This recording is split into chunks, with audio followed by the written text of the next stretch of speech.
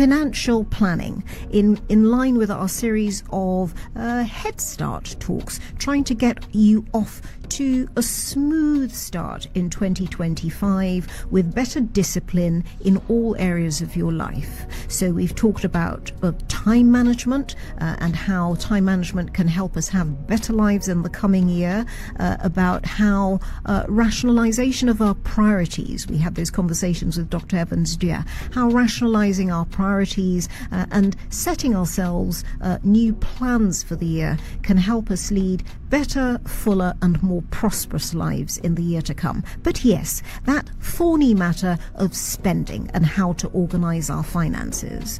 Joining us to discuss how we build financial discipline in the year 2025 as a cornerstone of our all-round success this year, we have joining us this morning Patrick Baah Abankwa, a financial analyst and financial personal coach. He joins us on Zoom to talk about that now on the ABS. We say good morning to you, Patrick.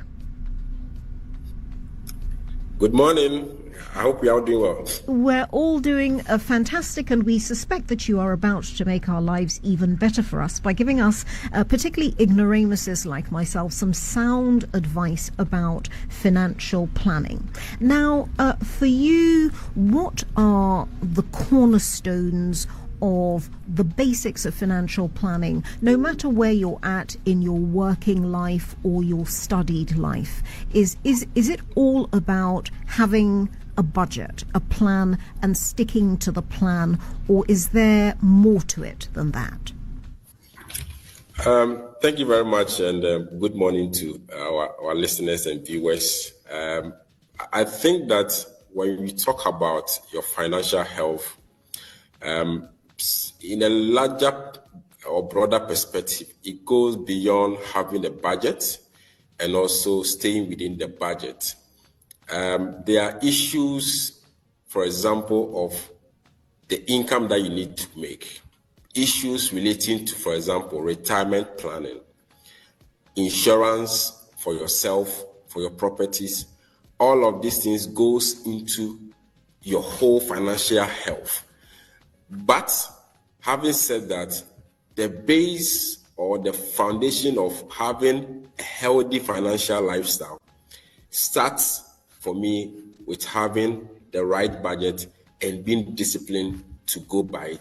And I say this because you may think that maybe the challenges you are going through or you went through last year, 2024, was purely on the basis of the fact that your income levels perhaps at the moment is not enough. That may be true to a certain point, but research has shown that if your salary is increased, you only enjoy the salary with that mindset that I'm now on a very good scale between 3 to 6 months. Just after 6 months, you begin to complain again and go back to this old situation that you found yourself before your salary was increased. And that gives you an idea of why you need to stay within a particular budget, stay within your means, stay within a financial plan, so that you will always be able to manage your spending whilst you are always looking at opportunities to increase your income. For me, if you push and always have this as a focal point and chase after that, then your financial health will always be improving year upon year. So the major building blocks of life you're suggesting, Patrick Abankwa, is what we should be thinking of. It's not just even the business of the immediate expenditure, it's also the long-term plans, your plans for your retirement, maybe even your plans for professional development, putting some money aside for that. With the reality of the financial situation in which most of us live at the moment, though, how far ahead do you think, say, the average young person, say somebody in their mid to late 20s, they may have started their career, they've got a first job, they may even be in their second job. How far ahead do you think they should be planning for proper financial security and, in fact, to build wealth in the future? Okay, so if you are in your early 20s, or let's say maybe late 20s, getting to your early 30s, that is the best time of your life when it comes to planning for the future. And I say this because I recently did some rough estimate of what I would have gotten today in terms of if I had invested during my national service days, because of what I didn't know at the time, what I'll be getting at this point in time, which I can use for capital if I want to go into any kind of business or any kind of venture. So if you are in your late 20s and you are in your early 30s, if you are drawing up a plan, the minimum focal point or number of years you should focus on should be 20 years. That's the minimum, 20 years. Minimum 20 years. Minimum 20 years, if you are drawing up a plan for the future. And these 20 years may look very far, but if you are listening to me this morning and perhaps we are about maybe 40 years or maybe 45, 50 years, if you cast your mind back to 20 years ago, the 20 years ago I'm talking about may feel like just yesterday. That is how some of this planning evolves. If you don't set a longer plan and you just set maybe 2 years may be good because maybe you want to go back to school, you want to get married, you want to buy a land, those ones are very good. But beyond that, set out another plan which is a longer term, which drives every step and every financial decision that you take today.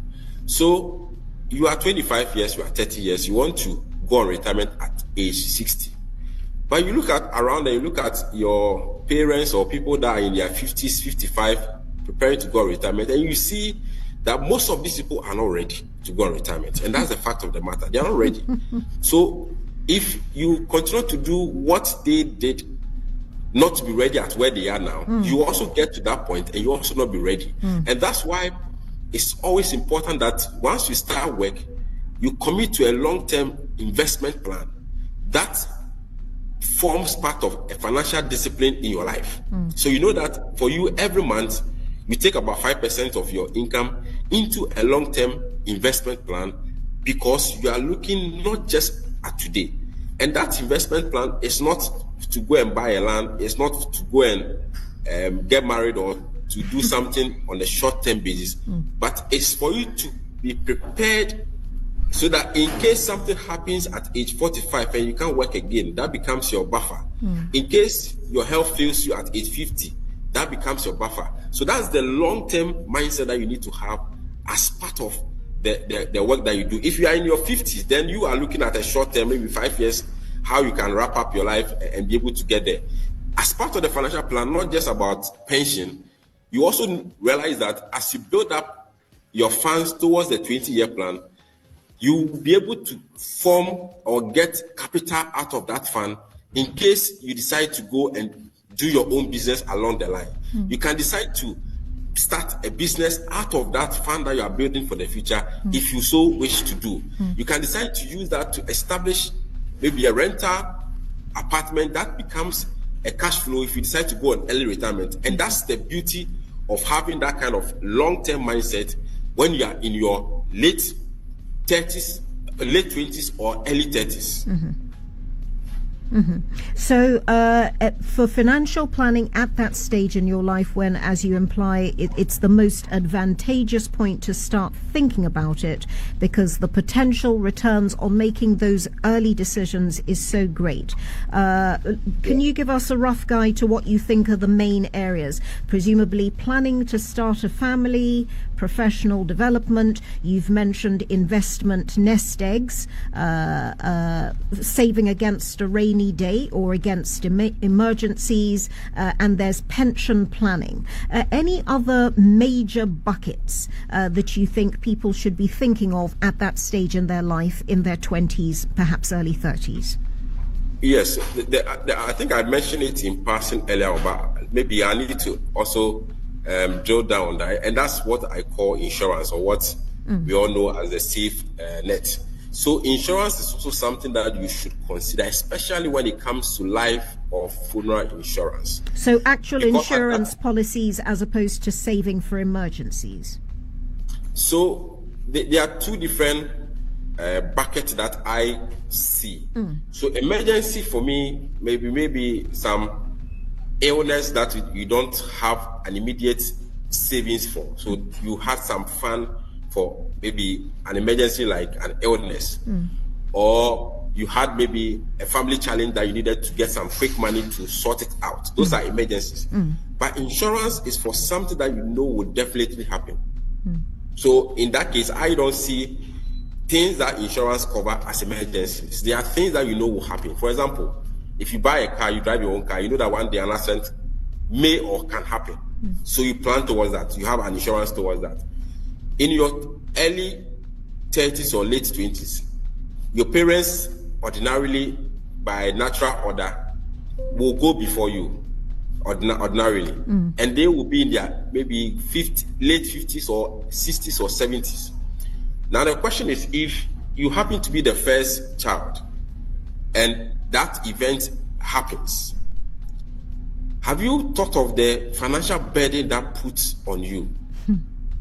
Vis-a-vis family going up and down, this changing plans and all of that. And surprisingly, I'm giving this example because as I speak, I'm bereaved. I lost my dad last month, December. So I know exactly what that challenge is all about. Yes. Beyond the financial, the challenges and all of that. So if you don't have an insurance cover for something like that, and you are the only child or you are the firstborn, or your siblings don't have it, that puts so much pressure on you. So an insurance like life insurance or funeral insurance is also something that you should consider. Don't think that, oh, my parents will, I don't think that they'll go in the next 5 years, so let me just wait.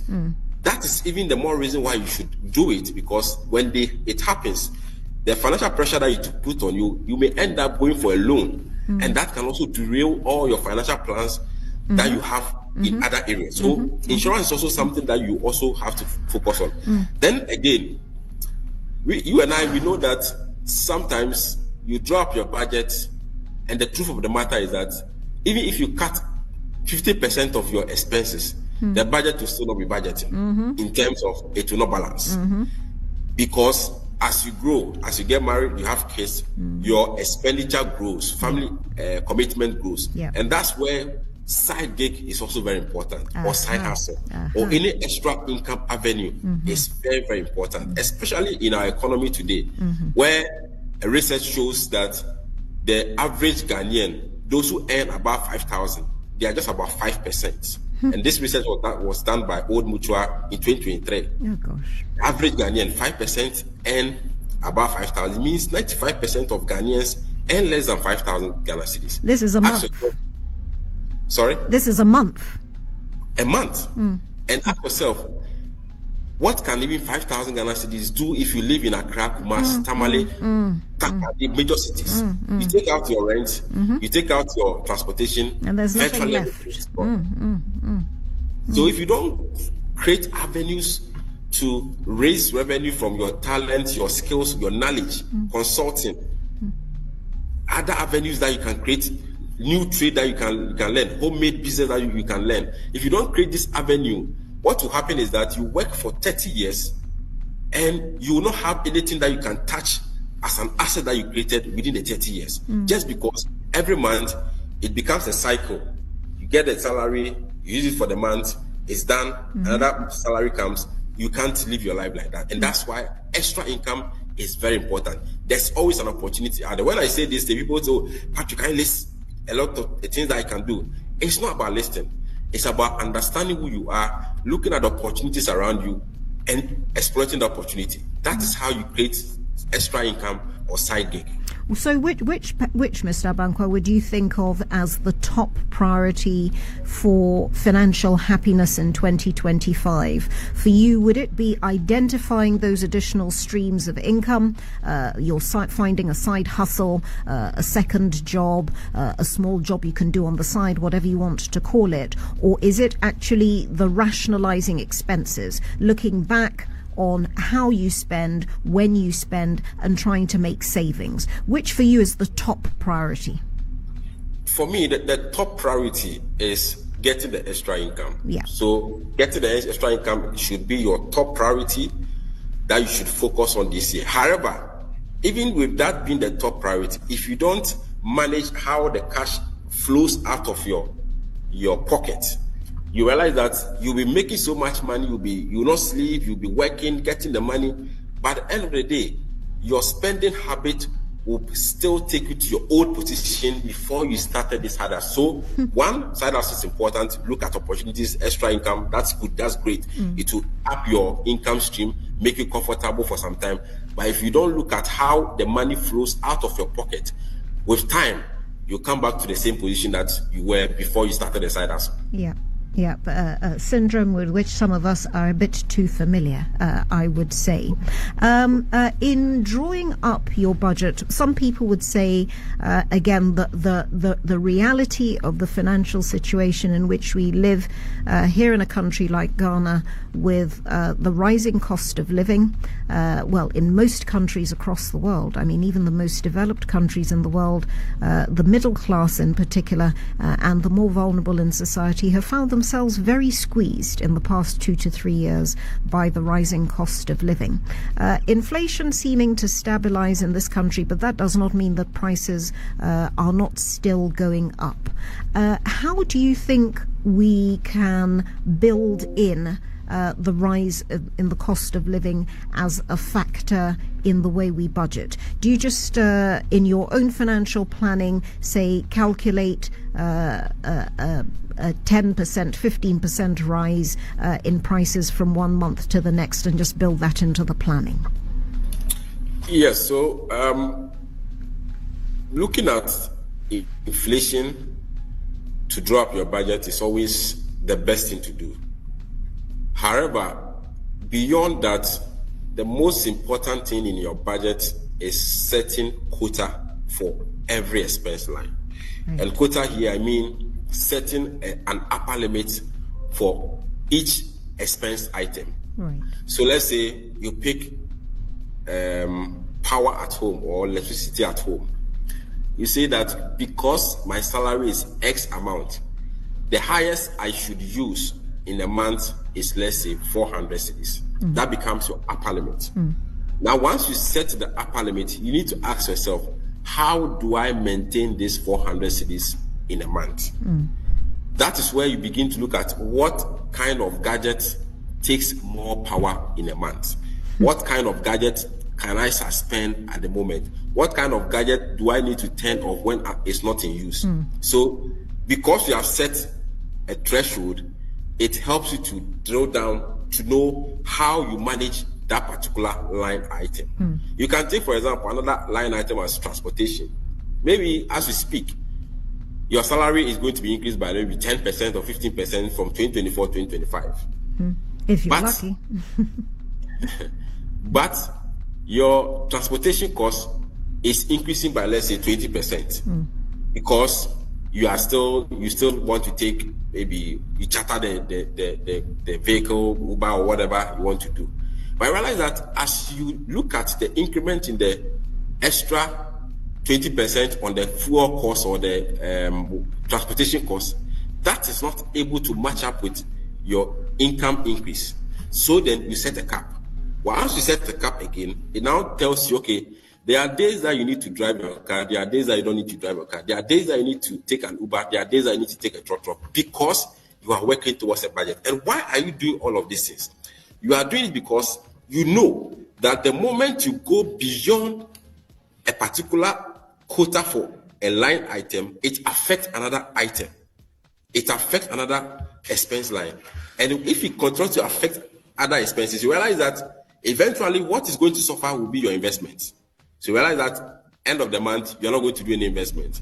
You begin now to move away from postpone contributions to your insurance. You realize that your pension fund will not be going because you have allowed some expense line to travel beyond the quota that you set for yourself. And that's the whole beauty of budgeting. It helps you to be conscious of the situation always. And once you are conscious, 9 out of 10, you are always trying to put yourself in check, because once it goes beyond board, what will happen is that now you need to now start calling your bankers. Oh, please, do you have any salary advance? Do you have any loan? You go for the loan. That becomes a cycle that if you don't take care, it will continue and continue and continue, and you can never break out of that. Meanwhile, all of these expenses I'm talking about are not tangibles. They are not things that you can hold.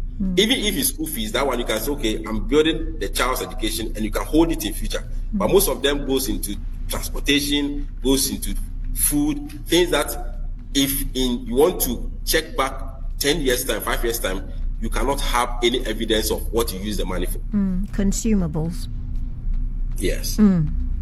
So an important thing, as you said, to have in perspective what the key items are, the tangible things that you can carry forward, and to keep a rein somehow. Adjust your diet, adjust the frequency with which you buy takeouts, if takeouts are too expensive, or you're eating takeouts that are maybe above the kind of price range that you should set for yourself. The things that you can adjust that are consumables, and keep your eyes on the prize. The key things that will be revenue bearing, wealth generating investments that will be earning you money, whether that's in the medium term or even the longer term. Finally, on a positive note, Patrick Abankwa, maybe if we can talk about having done all these things, taken all these things into account, as somebody would say, somebody brighter than myself would have said, reviewing and adjusting your own expenditures as you go along, budgeting, checking back that you're sticking to budget, checking again against your own list of priorities, how far you're sticking to those, and making sure that you are putting aside something for a rainy day, either through formal insurance policies or, as you say, just an emergency fund to cope with those little accidents in life that we all have, or indeed, as you were saying in your own case, the loss of a parent, and how you deal with that financially. What are the benefits of what sounds like a huge investment of time, energy, particularly mental energy, in financial discipline in 2025? What are the things that we can hope to gain from being a little bit more disciplined with ourselves and our finances? Okay, thank you very much. So the first beauty of having a financial plan or staying disciplined is that you better understand your financial situation. It makes you understand who you are, and then gives you an idea of what you can do and what you cannot do. 2, it gives you peace of mind, because now you are not putting your finances on autopilot. You know exactly what you seek to achieve in life. 3, it helps you to prepare for emergencies that can happen. I always give this example. I'm not sure over 13 million Ghanaians, when we were crossing over from 2019 to 2020, really thought about something like COVID. But it happened. There are people that really, really lost their lives or suffered in the year 2020 because they had no safe haven or any investment or savings anywhere. Teachers lost their job because schools were not in session. So once you have all of these things that we've talked about, it helps you get yourself prepared well for emergencies. It can also help you to go on early retirement. If you do some of these things, you can go on early retirement. I, for one, I always tell my family that I don't want to work and get to age 60 and still be working. No. I need to be able to plan my life well. By age maximum 55 years, you go on early retirement, because I wake up at 4 a.m. every day. I can't do that for the next 20 years to 35 years. I can't do that. It puts pressure on you as a person, physically, mentally, emotionally. So when you have a plan which is set out well, laid out well for the next 10, 15 years, it can help you to go on early retirement so that you can get time for yourself and live the best life that you can live. For me, these are the benefits. And we mentioned an issue of side hustle. When you do your side hustle well and it's booming, that becomes your business. That you can decide to now leave whatever you are doing on the side, and that becomes your main business. That is how you create wealth. People who are doing their own business, know how to create wealth and grow their wealth faster than those who are working for other people. So you are not just doing this planning thing for just because you want to live your life towards retirement. At some point, that could become something that will form the basis of your wealth creation. And that should also be a motivator for whatever you do in 2025. Maybe 2024, 2023 is gone, you lost it. But 2025, we are in January, this is the best time for you to take the right decision and ensure that you stick to it, and that becomes your storyline in 2026 and beyond. Thank you so much, Patrick Baah Abankwa there, a financial analyst and personal financial coach, for those words of encouragement. Yes, last year is done and dusted. The year before may also have been a busted flush if your name is Nanaya Mensah, but it's a new year. It's 2025. Time for fresh beginnings and a fresh start. Thank you very much for joining us on the Asaase Breakfast Show. Thank you too. Thank you too. I wish you all the best today. And the best to you too, sir. Happy New Year to Patrick Abankwa, and a Happy New Year to all our listeners and our viewers on the Asaase Breakfast Show. Our day is incomplete without us thanking you for joining us, particularly our faithful fans who follow us on Facebook. The most vociferous bunch of you who join us on Facebook. Yes, good morning to Kojo Asempa from Kojo Asempa Furniture Works, who